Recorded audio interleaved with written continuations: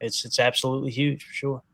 All right, moving along to defense. Defense points per play. Green Bay is second in the league right now, only behind the Rams. The Rams are at a positive 2.3 or 0.231. The Packers are at a positive 0.238. Then Arizona 2.40. You got the Chargers 2.44.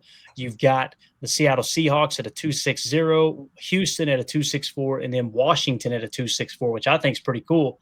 We kind of manhandle Washington. And honestly, guys, their defense points per play been pretty solid so far. But Green Bay coming in the number 2 spot here. And again, this is the metric I feel like is most important in determining how good a defense is. Points per play allowed breaks it down to an efficiency standard. Remove all the noise. This is how many points teams score on you per play that they run. So you can try to limit possession and everything, but when it all boils down to is how efficient are these offenses against your defense? I think Green Bay being second, man, we're officially a top 3 defense. Only 2 weeks in, but we're a top 3 defense. Yeah, I'm glad Jacob didn't make the bet this year because, man, he would be screwed because this defense is looking crazy. And the fact that they're able to – have that and still give up a touchdown late in the fourth, still give up a little bit here and there. Imagine if you just took maybe the first half.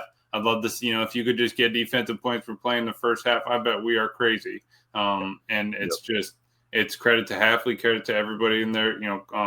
They're able to talk through it. They know where they need to be. Coverages, second year of the system. I think everything's sort of fallen into place. He trusts them, and that's what it's all about. He can't be out there. You have to have faith in your players. Yep.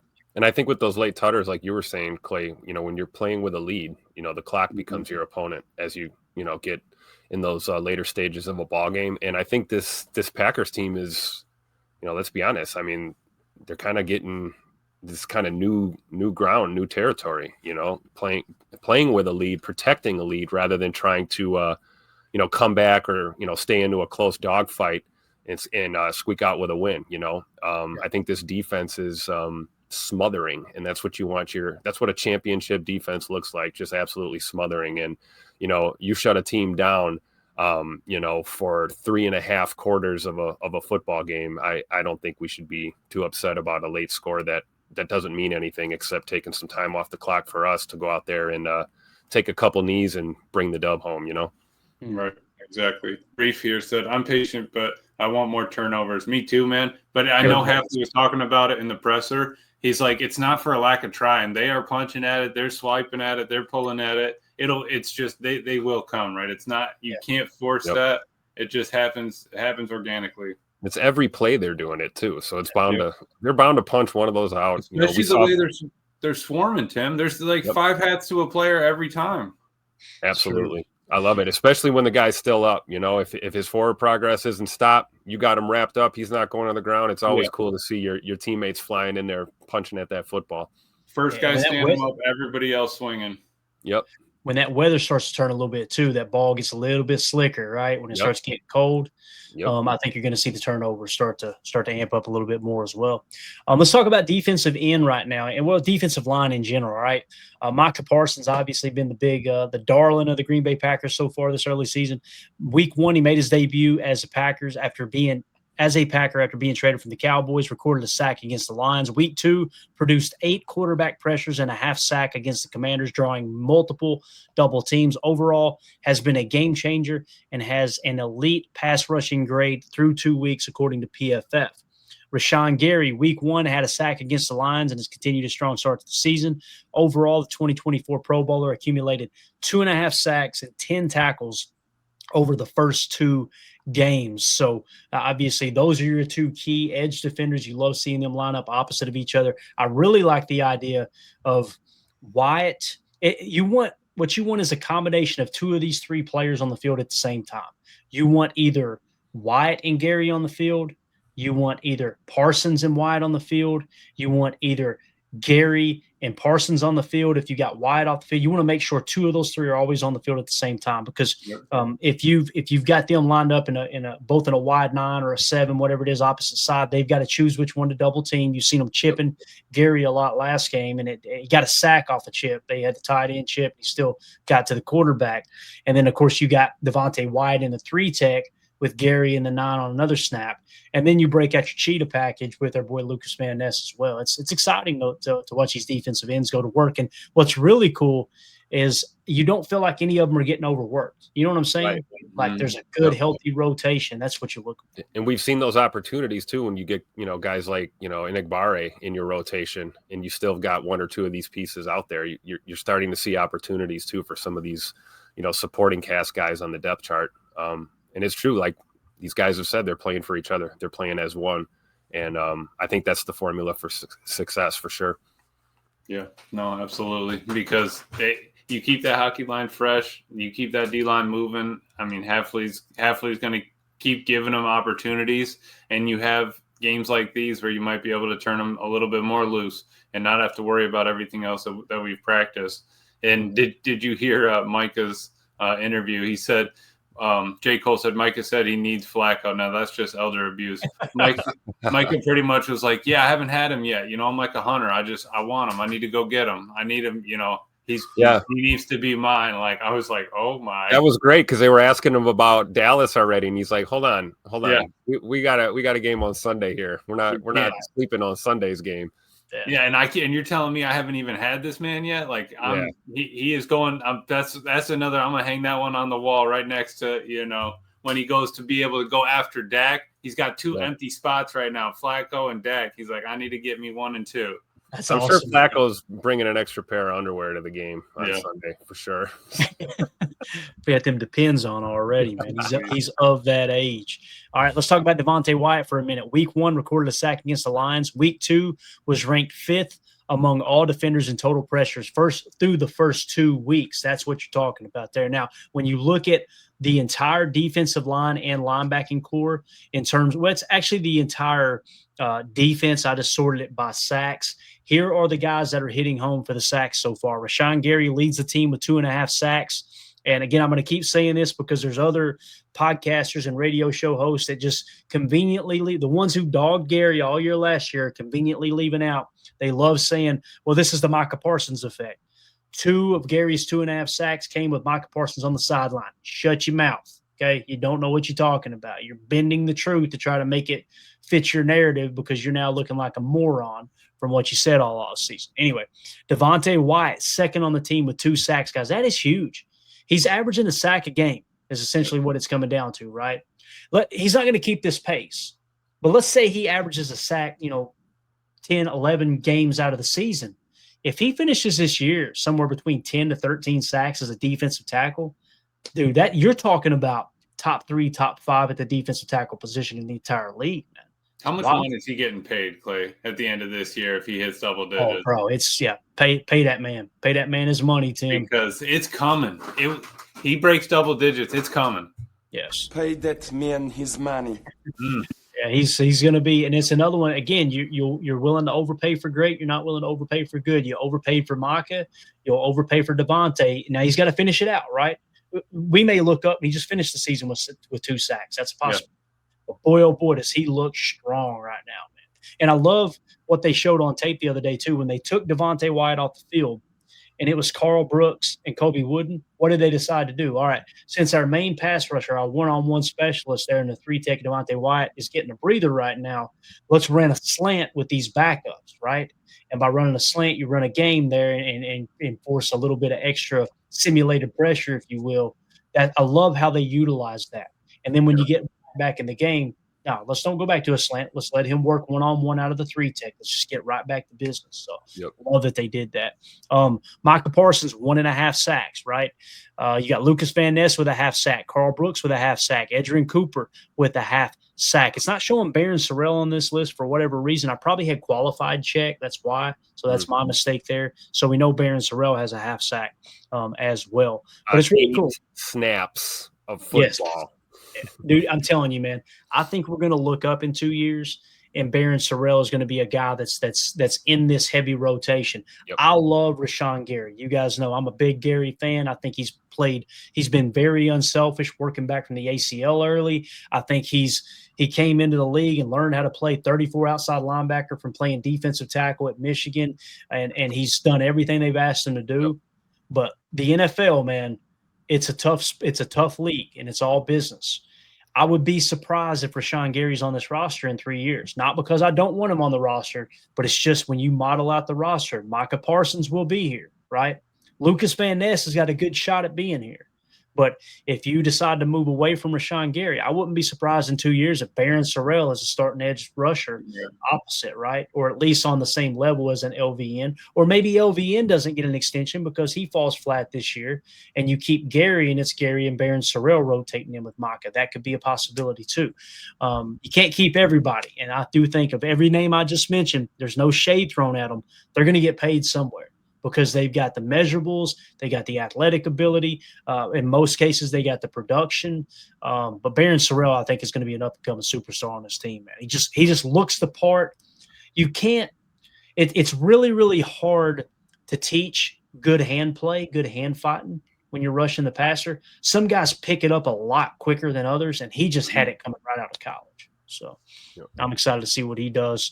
In terms of quarterback pressure percentage, you guys know sacks aren't everything, right? Pressure percentage, according to NFL Pro, Micah Parsons, 18.6%. So absolute dog here, right? Second would be Rashawn Gary at a 12.5%. And, of course, that's throwing Edgerrin Cooper out, stack backer. It's going to be way inflated. He's at a 42.9%, which is wild. Quay Walker at a 25% as well. Like we said, stack backer is always going to be inflated there. So Lucas Van Ness is a little bit worrisome, the 6.7%.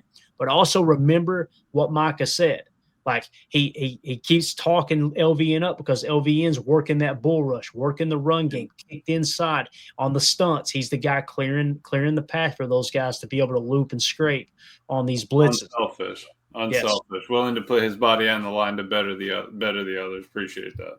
Absolutely, man. So, So that's how your sacks and pressures look here in terms of the Packers defense. I was just trying to take a quick glance if there's anything else. I think we pretty much covered it there. So let's move along to safety play and what DB in general.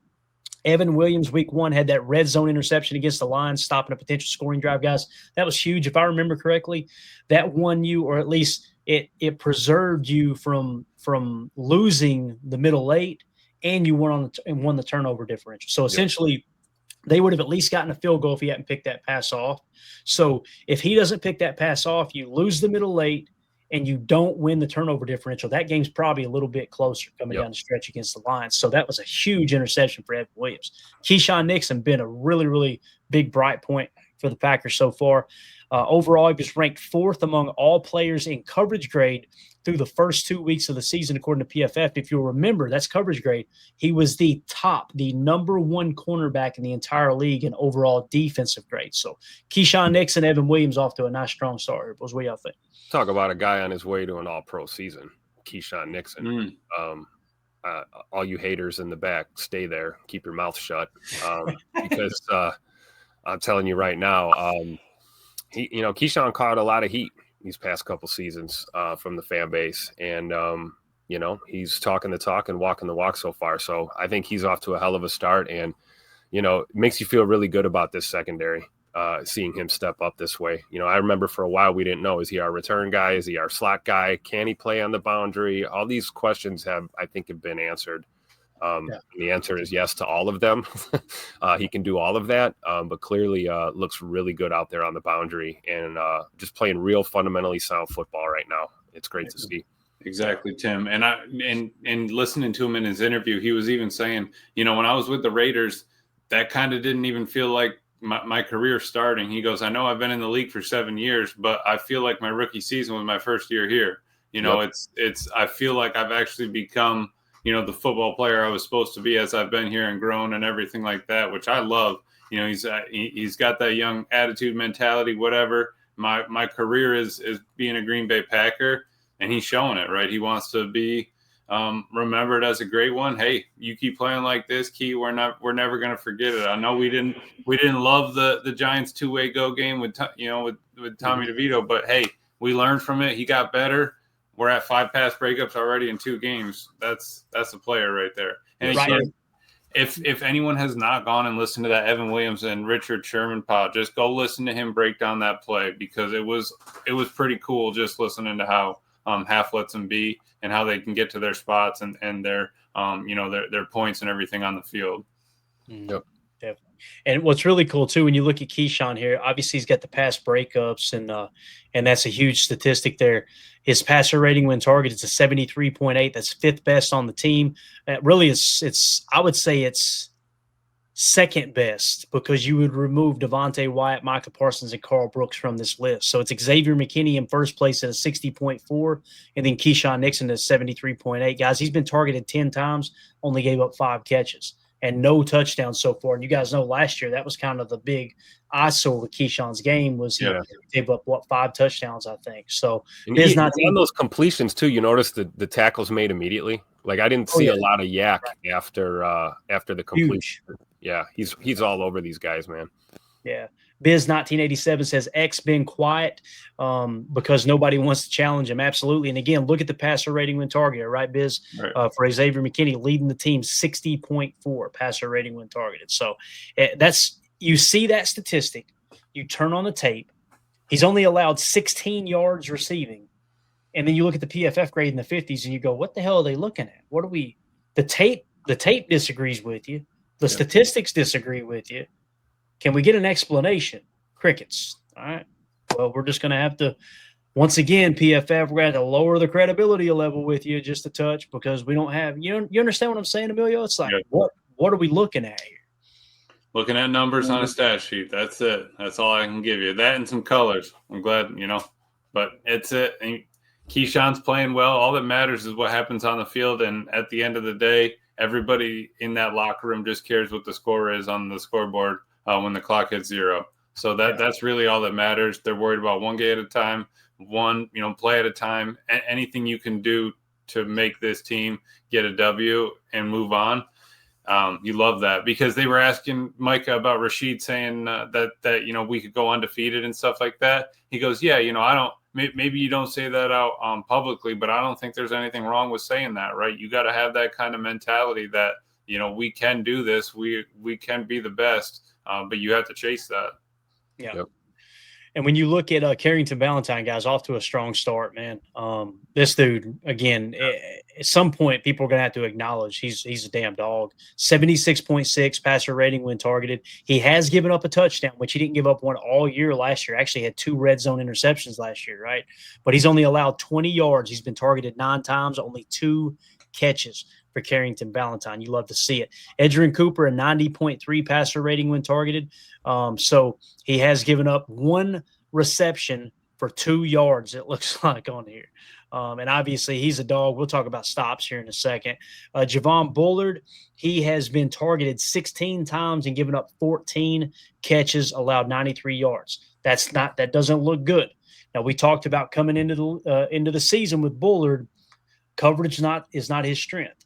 But you want to know why we're second in run defense? Bullard plays a big role in that. So there's some give and take there, right? I hope we see his coverage get a little bit better as the year goes on. But I'm still somewhat happy with what Bullard's done. He's got 8 stops this year, guys, and got 1 hustle stop where he covered 20 yards of ground to make the stop, which is obviously he made the tackle on a play that resulted in negative EPA. Telling you, he's a linebacker in the DB's body, man. I'm convinced of it. An absolute tackling machine. He's a menace. If Bull gets his mitts on you, you're going down. I mean, I'd love to see the missed tackle rate. I don't think he's missed a tackle yet this year. You'd really like to see the coverage skills improve, and I think maybe they will with time and experience in that role in this defense, since he's kind of solidified that slot role. Maybe that'll come with time, but he's an absolute menace in those run fits, man. Yeah, and he's been 16 to 14 for targets and receptions. Not terrible. Yeah, it happens. You giving up 100 yards, okay, but dude has 10 tackles and he's got 8 stops. So he's third on the team, it looks like, in stops.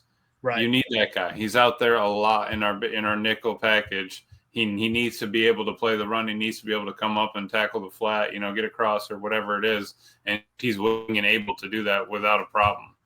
Yeah, definitely. Let's talk about stops for a second, all right? So sorting stop stats for the team here. And again, guys, a stop is when a player makes a tackle on a play that results in what they consider a negative offensive play, okay? So you were the reason for stopping this play. It could be a screen pass. That could count as a stop if you're the one who stops the play, right? It could be a sack. It could be a, whatever, right? Edgerrin Cooper, 15 stops, and the big stat, 8 hustle stops. Last I heard, he's leading the league in hustle stops. Guys, that means that in any direction, okay, it's not just vertical yardage. It could be horizontal yard, diagonal yardage. He covered 20 yards of space to make the stop. That's what a hustle stop is. He's a damn animal, dude. 8 of those is just unbelievable. He's also got a quarterback pressure percentage of 42.9%. Passer rating when targeted isn't horrible there to 90.3. It could be better, don't get me wrong. But he has allowed 68 yards. But when you're all over the joint, things like that are going to happen as well. Put him in a position to do what he does well, the playing time too, 99.2%. That extra weight has kept him on the field, I think. He's a lot more solid this year and a little more durable in that regard. I know people were a little concerned with putting on that 20 pounds of muscle or whatever it was in the offseason. Is he going to be slower? He looks faster to me, dude. I was going to say, if anything, he looks like he's sped up a little bit, right? Yeah, definitely. And Rashawn Gary picking up right where he left off last year. He leads all defensive linemen with 9 stops and 1 hustle stop. So he covered 20 yards on that play. We need to pull that one day and see that exact play. It might have been a screen pass or something where he is just hustling his ass off and makes the play. So he's leading amongst defensive linemen. He's leading the team in sacks. He's second in quarterback pressure percentage, and he's leading the team in stops as well. So Gary is on pace, guys, as it sits right now, not just Pro Bowl. He may have an all-pro year if he keeps this up. Yeah, absolutely. So it looks like second in the team in playing time percentage, right? So you don't think about it. Devontae Wyatt's getting a lot of reps, but Rashawn's right out there with him, and that's where you're kind of getting the rotation of the big three. But yeah, he's playing 80, 90 snaps, 19 stops there. I mean, what else more can you ask from Rashawn besides him just coming out and eating? If he gets up to 4 or 5 sacks before the bye, the haters are going to have a little bit less to say, a little bit less to build off of for sure with Rashawn. He was the best guy around. When you look at Quay Walker here, in the run game, that's been his strength, right? He's got 8 stops, 3 hustle stops. Where he's struggling is in the passing game. He's dead last on the team at 140.3 passer rating when targeted. So hopefully we can amp that up a little bit. We talked about Javon Bullard, 8 stops.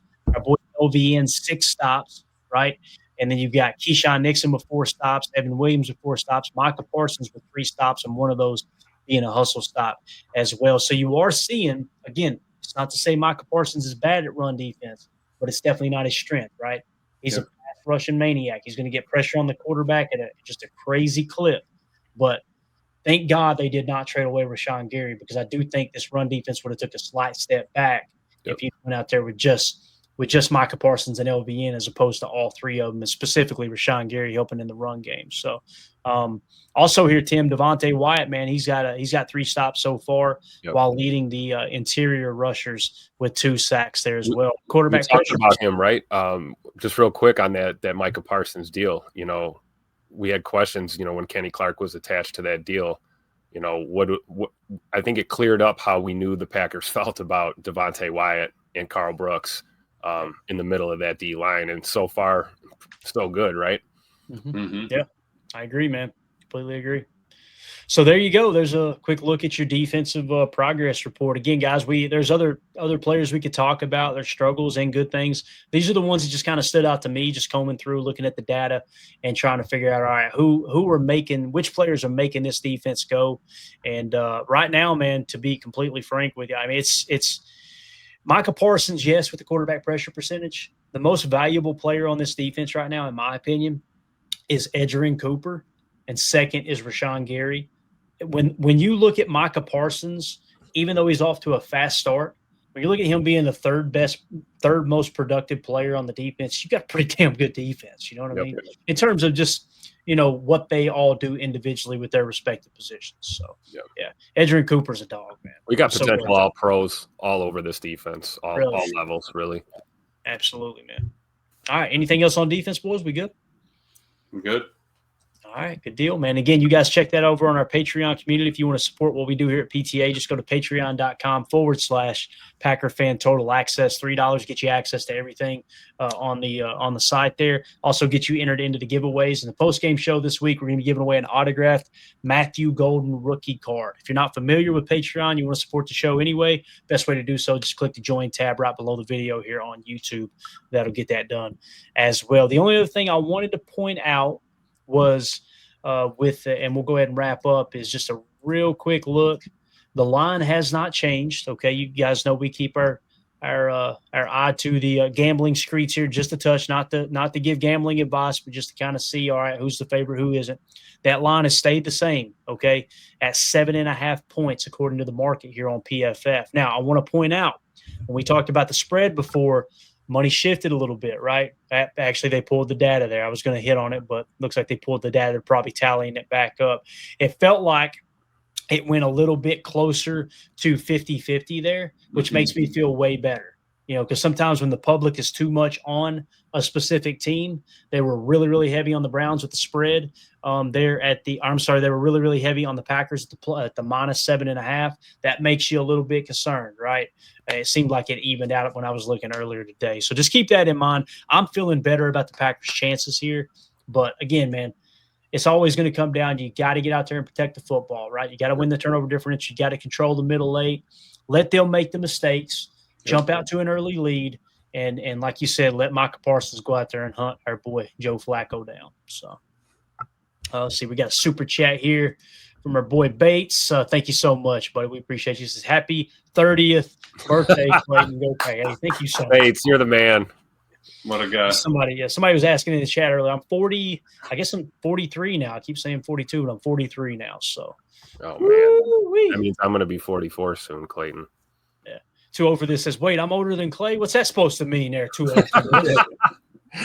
Nah, but Bates, thank you so much, man. You always been too kind. And Emilio's turning 21 before we know it, right? Yeah, absolutely. Too old for this says, oh, never mind.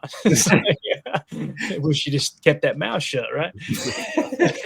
I appreciate y'all. Y'all are awesome, man. That's it, guys. We're going to get out of here. We may do a show tomorrow. I'll let you guys know. We may go out. We were thinking about going out for, celebrate tonight, but we may do it tomorrow. Might go up to the casino tomorrow. I haven't been to the casino in Bristol. I want to see the sports book. I want to just go in there and watch people ruin their marriages betting money they ain't got. You know what I mean? Just sit back and sip a drink, not put any action on it. Just, eat a couple wings and watch people gamble their life away. Yeah. So, and, of course, Mandy'd be hitting the slots if we did that. So. Oh, yeah, for sure. Yeah, Larry Cano says, thanks, guys. Go, Pat, go. Go have some more ice cream cake, Clayton. I will, man. I will. Nice. I'll be miserable tomorrow. I promise you that. So. Worth it. Yeah. All right. Emilio, Tim, anything else, boys? Anything at all? Go, Pack, go. Belt to ass on Sunday, baby. All right. Go back, go. Have a great day, Clay. Let's get it. And I think it'll be fun, too, when we're doing the post-game show where it's a 1 o'clock kickoff, 12 Central kickoff. As we wrap up the post-game show, we'll kind of walk everybody around the league, who won, who lost early in the early windows, give you the updated score on the 4 o'clock games, and then, of course, get the stage set. Because if I remember correctly, Bears Cowboys at 4, right? That's what I wanted to look at here real quick. Let's see what we're looking for. Yes, so we'll be able to watch the Packers game, right? During the post-game show, we'll be giving y'all live updates on the Bears-Cowboys game that kicks off at 4:25 Eastern there, and that is at Soldier Field, right? Yeah, so that's at Soldier Field. That'll be a lot of fun. And then, of course, the lines, if I remember correctly, will be Monday Night Football. When do the Vikings play? Are they the 1 o'clock window? They are. Yep. So that'll be awesome, man. We'll be able to, as the Packers game wraps up, hopefully we can get a dub, right? And then we'll see how the Bengals-Vikings game ends up, which is kind of cool because the Packers have got the Bengals coming up here in Week 6. So if the Vikings somehow lose that game to the Bengals without Joe Burrow, boy, oh boy, they and they are sitting their starting quarterback too in J.J. McCarthy, right? That I'm telling you guys, I said that when that whole thing unfolded, and then after the show, I was like, man, maybe I shouldn't have said that. I don't have any proof of that. I felt like J.J. McCarthy wasn't significantly injured. I felt like that was their excuse to go, okay, yeah, we're going to sit him out for a couple weeks. His ankle is bothering him because, man. So they're starting Carson Wentz? Is that that's what I'm hearing. Battle the backups. Wow. Must-see TV right there, baby. Absolutely. So, it's going to be a fun weekend of games for sure, guys. But again, thanks to everybody in the chat. Really appreciate y'all. Again, Bates, thank you for that super chat. Angel Flores, we'll wrap it up with this. Says, great job, guys. Just want to say I've been a Packers fan since 95, and this year feels very different. We're going deep this year, barring any crazy injuries. Amen, amen, amen. And it's cool, too, because I've seen a lot of people, Angel, they've said this team feels a lot like the 96 Packers, you know. Sometimes you try to compare and contrast with, past teams. I can see that comparison. I really can, man. Because I feel like Jordan Love plays more like Brett Favre than Aaron Rodgers, and stylistically, simply saying. And then when you look at, obviously, the addition of Micah Parsons, I don't think he's on Reggie White's level. That's my personal opinion. But it's the same position. You add a key piece there, right? The defense is – Tim, you remember that defense in 96, I think it was the best in the league, if I remember correctly. It was. And one of the top offenses in the league, too. And I think that's where Angel's coming from here. We're starting to build that right about now. It's starting to come together. So enjoy the ride, Packers fans. This is the window is open, right, Clay? Absolutely. Wide open, man. I think we got a 3-year window that's wide open. It may be longer, but we got us a 3-year window to get this thing done. I'm excited about it. So we'll be here every step of the way. Win, lose, or draw. We'll be covering the Packers every week, man. Appreciate everybody in the chat. If y'all would, hit subscribe, hit like. Make sure you click that bell icon so you're notified when we do go live. We greatly appreciate all the support. Channel is just going nuts. We're averaging almost 400,000 views a month now. Mm-hmm. It's cranking, and it has way more to do with the people in the chat and everyone that's a part of this community than it does these 3 knuckleheads on the screen. I promise you that. So everybody have a great night.